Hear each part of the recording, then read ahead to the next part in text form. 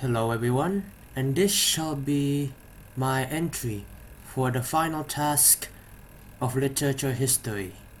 The task involves 3 questions. The first question is, what did you learn from this class?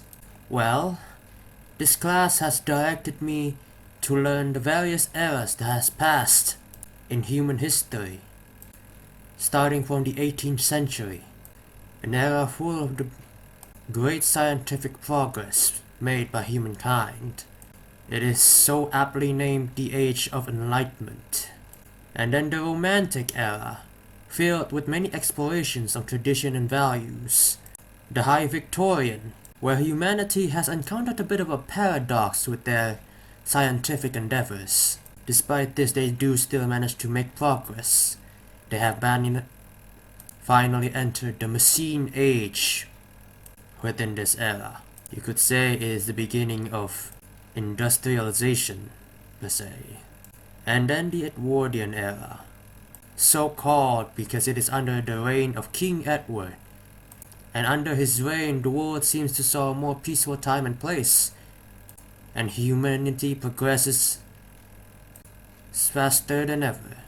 And then we enter the Modernism era, which marks its beginning after the world tasted the horrors of World War II.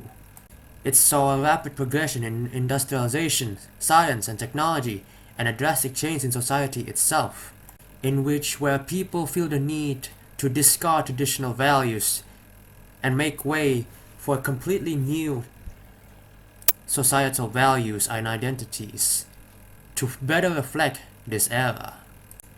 And then I learned about the 20th century, a very prominent and long-spanning era, with many historical events that define it, such as the Spanish flu, World War I and II, as we said there, the invasion of nuclear power, etc., etc.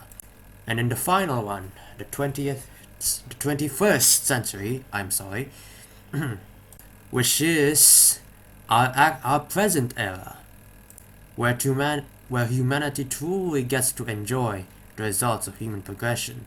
But it also brings another concern, such as the likes of ever-increasing terrorism, global warming, and the increasing monopolization by private corporations.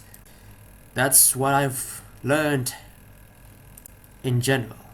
The second question: what was the lesson learned in this class? Well, looking back, while it's not perfect by any means, the way that this class heavily emphasized on independent learning really encourages me to read and understand the material. And it also allows myself to be accustomed to editing videos and perhaps streamlining documents a bit. Suffice to say, I won't mind doing things like this again. And then, number 3. What is the next plan after joining this class? Well, I shall not lie. While it's interesting enough to read through the history spanning across the era, at the very end of the day, history is not my main interest. At most, I have learned to appreciate human history and how we managed to get to where we are today.